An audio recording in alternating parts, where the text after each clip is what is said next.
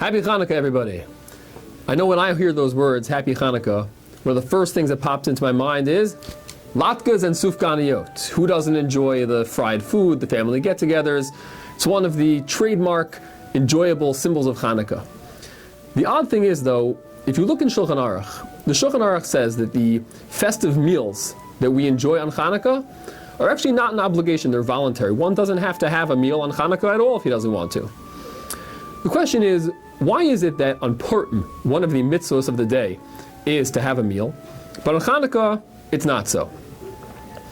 The Bach, the Bayis Chadash, in his commentary on the Tur, gives a very, very powerful explanation.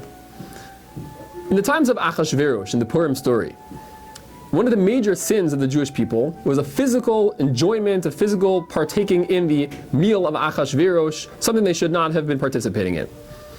Therefore, midah keneged midah, with the punishment fitting the crime, the danger was one of physical annihilation.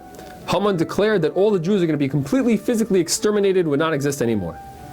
To do tshuva, Esther told the people they should fast 3 days, 3 nights, no drinking, no eating.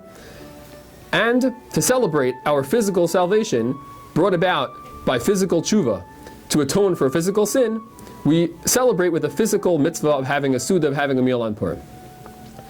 On Chanukah, however, the Aveira was very different. Bnei Yisrael sinned in a spiritual way. They were lazy, they weren't really dedicated to the avodah of Hashem, of doing the mitzvahs. They were too interested in Greek culture.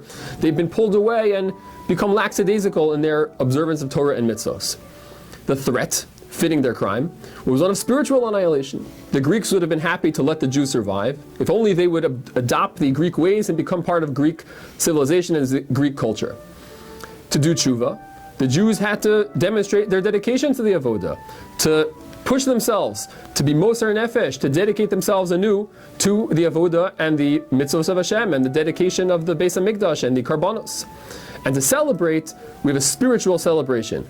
Hallel al hanisim, but not a physical one. A spiritual crime, a spiritual threat, a spiritual tshuva, and a spiritual celebration. Then, is there any point in having these family get-togethers and these fancy meals, latkes, sufganiyot? Why do we bother with this? The Ramah explains that if a person at these meals sings songs of thanks to Hashem and makes it a spiritual occasion, a person should speak Divrei Torah, sing the Zmiros of Chanukah, and in that way they can take this physical celebration and turn even that into a spiritual celebration. We should merit this year on Chanukah to renew ourselves, to reinvigorate our avodah of Hashem and our dedication to the Torah and the mitzvos like they did in times of Chanukah, and in that way turn all of our physical celebration into a spiritual celebration. Happy Chanukah!